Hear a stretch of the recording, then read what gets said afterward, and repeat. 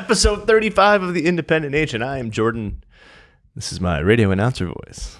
And I am Justin, and I'm just talking as me. So, today, our beverage, Sidecars. Like Sidecar donut? Like Sidecar donuts. Is that the place that you and Brooke go? Yes. Yeah, what, I mean, other than them, like, they make fancy donuts, is it supposed to be healthier or no? No, but their donuts are amazing. But that's fine. They got the maple bacon one, which is pretty good. Yeah. But you guys get, like, the gluten-free ones, don't you? Well, I get the gluten-free, and then the rest, well, Brooke eats the rest, and then the boys got to get the gluten-free. I could use a maple bacon donut. Right? That actually sounds fantastic. So we're drinking Sidecars. We are. And what's a Sidecar made of? We got 2 parts cognac, 1 part Cointreau. I think that's how you say Cointreau. Quattro? Cointreau. Cointreau.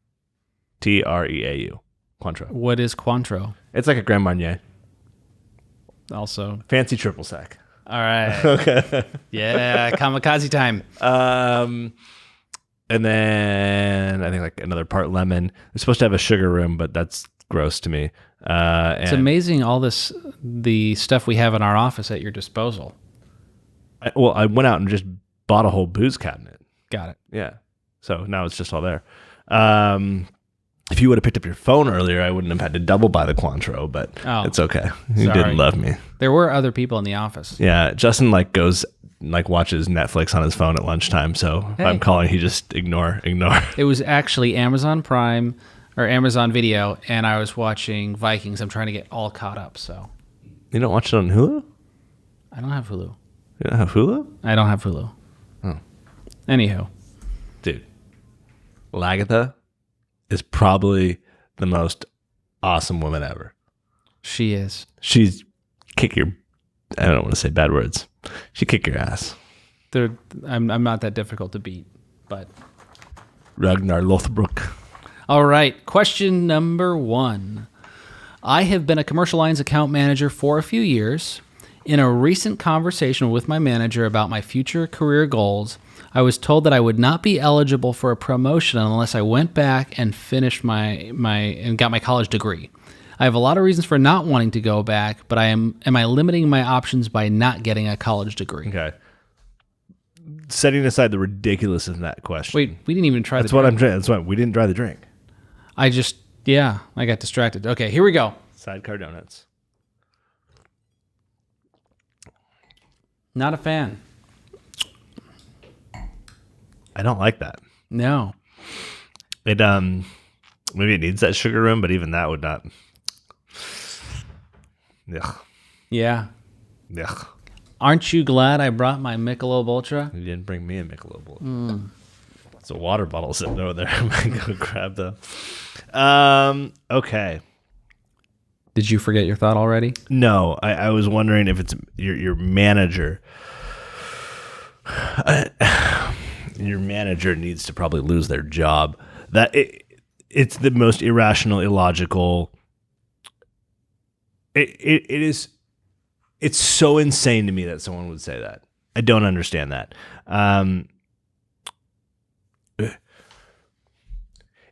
Let's just be real honest. Even if you left your career completely and went full time, it's going to take you, if you rocked it, 3 years. So leave the career for 3 years and then come back and then you can get a promotion. Oh no, or go do it at night school and take 6 years to do it. It's so insane, and it helps you nothing. It helps you nothing, and then puts you in debt because they're not going to pay for it. Yeah, it is such a ludicrous proposition. If that were me, I would go straight above that manager and say, hey, here's the conversation I had. Let me know if this is coming from you or where this is coming from. Because if this is coming from you, I want to go to the person above you and have an honest conversation about the realities of this world. I think they're likely a UCLA graduate instead of an SC graduate. Mm-hmm. Mm-hmm. Yeah. I don't know. Is that even considered a degrey? I don't think it is. I don't. Are they even accredited? Probably not. They'll probably lose their accreditation if it was there. They're just. I mean. Hey, you know what? At SC, we start trends faster and stronger than anybody else. We're entrepreneurs from the start. We started paying athletes well before the NCAA said it was okay. I know. I mean- I know. And now we got Bush. He's back in. Yeah. He's Now that it's okay that we're paying people again, he can officially be back in. it's such a joke. God, See how I distracted you? God, I'll jump in Jump here. in. The whole thing is asinine to even have a degree. I would ask the question, what do you expect me to learn that's going to help me in my job? What am I going to learn in exchange for the debt, right? So, if I have to spend $30,000 at a state school to then get my degree, how does that help the organization? Is our tagline, everyone here has a bachelor's? Is that your selling point? Right? I don't understand that on its face. Past that, again, what they're saying to you is distract yourself with other things. Become more tired, because if you're working your regular job, because they don't want you to quit your regular job, they likely want you to do this in the evening. So become very tired by staying up late, going to late school at night, studying, passing tests, coming to the office every day with 80% of the energy or 70% of the energy because you're exhausted, and perform worse. That is a better alternative for the organization than just rewarding you based upon your efforts. I don't see it. Please send me the name of your manager and let me call them. We're gonna spam them, and They need to lose their job. If it's coming from above them, that person needs to. We will shame them on LinkedIn publicly. I am have no happy problem to do it. with that. Like, it's such a terrible. It is fundamentally what is wrong with the higher education system. We've never had a podcast guest, but we will fly them out, sit them in front of us while we grill them. And just tear them to shreds in a loving and kind way. With empathy, because they went to UCLA and not USC. I don't need to go down my whole rabbit hole. I'm so sick of the higher education, machine that it is, and the misnomer that it actually does shit for anyone. Yeah. I mean, well, let's be honest. There are a few fields. I do want my architect to have gone through this. I do want my doctor. Right, but those are specialized trades. Yes. And the doctor, you don't just want to have his bachelor's. No. You want him to have a little bit more than that, right? Yes. We could probably expedite the doctorate programs by removing undergrad completely. Yes. I mean, other than understanding biology, which Right. I think... Take a year, but incorporate that in. Yeah. I mean... Same thing with law school, right? Yeah. Well, law school, what you need is the writing skills, right? So you need to learn to write. But you spend 3 years in law school doing that, reading and writing. I know. I couldn't be a lawyer. Either could I. We can't even read freaking 3 sentences on a piece of paper. I had a wonderful time in college. I loved it. I partied my brains out. It did not help me in my career at all. Zero. And I know many, many people who did that. And I have many, many friends, which you guys have heard this if you've been listening to the podcast, who came out of school with $200,000 in debt, started making $35,000 a year. It's unreasonable, unsustainable, and I hope the system collapses. Burn it to the ground. Next question. Question 2. Our commercial lines department does not have any guidelines on how policy reviews should be handled. Some agents are very diligent about making sure the reviews happen. Others pass it to an account manager, and there are several who are very happy to just ignore it altogether since it's not required. What are your thoughts on this? Should every account be reviewed every year? So what I hear you asking is, does every account deserve the risk management treatment on an annualized basis?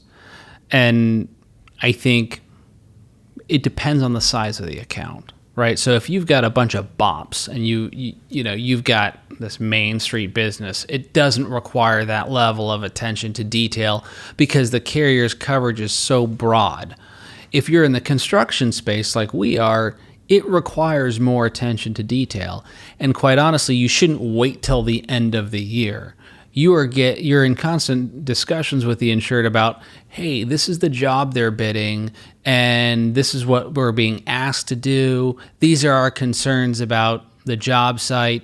We're now expanding into this marketplace. If you do your job right, the customer is calling you and saying, I'm wanting to do something new, or something's changed. I need to tell you about it. And that's what we try and do with our customer base, is say, hey, look, we are here to be your advocate, right? We're not attorneys, but consider us like that. You've got a harebrained idea, run it by us first. It's a lot easier for you to tell us ahead of time, for us to go and research it, come back and get you the answer so you know the impact on your business to make sure you're covered properly. Or if you're going to play, outlaw and have something that's going to be uncovered, or you're just self-insuring that yourself.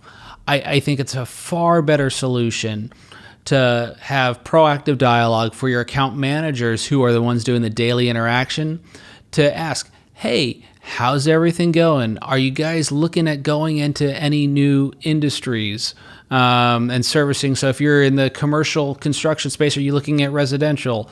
Past that, you can ask specifically about the organizational structure. Has anything changed? If you've got a lot of these legacy operations, you've got business going from a father to a daughter, or a father to a son, and ownership being transferred, and they fail to let you know. So the long story short is, annual, I don't necessarily agree with. I prefer an ongoing dialogue that is backstopped by annual exposure checks, annual questions, in a formalized process. So I don't want to just hope that I catch everything and hope that at the 11th hour, that's when they changed something that was significant, and we only had 4 days of an uncovered exposure. I want to make sure they know that anytime something is changing, they're coming and reaching out to me. Yeah, I think probably the most important thing you could do is, at the time that they're a prospect and not a client, do everything you can risk management wise to make sure that you button up and fully understand their exposure and fully protect it. Now, there are times where you are taking someone from a poor policy form, and then you get them to a better policy form, but you still need to get them to a great coverage form, and that might take time. But you need to do everything you can to fully understand the exposure and their needs as a client, and place that the first time correctly. Once you do that, you make it explicitly clear over and over again. Any question, anything, no matter how stupid it seems to you, call us. If you want to do a job you're not sure about, it's a weird exposure, do I have coverage? I'm going to rent this vehicle. I just had a call the other day. Hey, I'm thinking about buying a building and throwing it in an LLC. How would I do that? All of these things, just call. So they know, hey, if there's anything that seems a little weird, it's so easy to have a 5-minute conversation so we understand, hey, is your exposure changing? So if you get it set up correctly, that they're properly covered for what they're doing, and they know that, hey, anything that kind of comes around, I should call Jordan, that we're going to make sure they're protected along the way. And you don't even need to be super proactive with that. Past that, you can, as long as they know they're supposed to call you, because you make it clear, look, I can't read your mind. I don't know when you're going to do different jobs. Yeah, for us, it's easier because we get certs, and all of a sudden we get the contract and we go, oh, you don't have coverage for that work.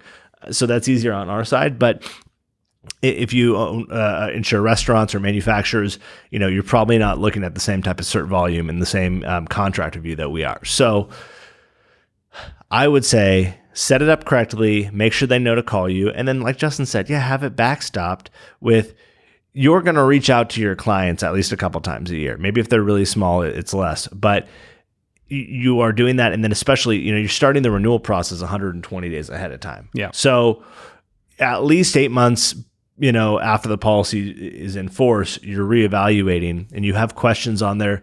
Have any of your exposures changed? This is what we had last time for you. And so they have all that information. So no, I don't think that every client, it's not profitable. You guys need to remember, we are in a business to make money, right? Our business helps people and protects people, but we are for-profits. We are not nonprofits. Some people want this a particular level of service that is unreasonable for the revenue on the account. Now, if they want that level of service, say, okay, fine, we need to charge an extra $10,000 fee. However, it's not sustainable, or you need to go to another broker who claims they can do that, because that's not sustainable for us. Just in the same fashion that a plumber wouldn't drive 200 miles to come down to my house to do, to fix a stopped up toilet, we can only do so much with the revenue dollars on it. Yeah, and the last thing I'll say is what I've tried to communicate to my clients is you really can tell me anything and ask me any question. And oftentimes, and this is a different relationship than I think those who are viewed as a commodity as far as a broker relationship. I had one of my largest accounts ask me, Justin, do you think I should buy a boat? And I said, well, are you asking me from a financial perspective? What's the purpose? He says, I want a boat. I think I would enjoy it. And so we have the discussion, and I said, I got a great option for you. If you don't want to take the full-on plunge, there's it's like a timeshare for boats. And so I send the link over to him, and he says, yeah, but it's too small. I was looking starting at 100 feet. And I said, you mean a yacht? And he said, yeah, and really my budget, I want to start and, keep it between $1 million and 2.4. And I said, sounds fabulous. And he was in the financial position to do so. And so I encouraged him if he wanted me to clean it or do anything else. But I've got that type of relationship where he feels like he can ask me any question. I will come with my straightforward answers. And that way we're never behind. He just knows if I'm going to do something weird, I'm going to do something new, something's going to change, either I or my staff is going to call Justin just so we get it squared away, and life is much simpler that way. And so if you can build that trust by building the relationship, not only with you as yourself as a producer, but teaching your account managers how to build that rapport and trust with the clients, you'll be far better served. Yeah. All right. If you have questions, Jordan keeps referring to me to send the questions, but they really should go to Olivia@TotalCSR.com. Olivia@TotalCSR.com. And if you have drink requests, you can have them sent to Jordan@TotalCSR.com. Yeah, Justin doesn't want his Prime videos to be interrupted by your emails, is what he's saying. And if you're really excited about the videos you're watching and you're watching us on YouTube, please click the subscribe button. We are just... Where is it? Is it there? Yeah. Or there? There. There? Or there. Here? And we've derailed. Thank you guys so much. Be well. Cheers.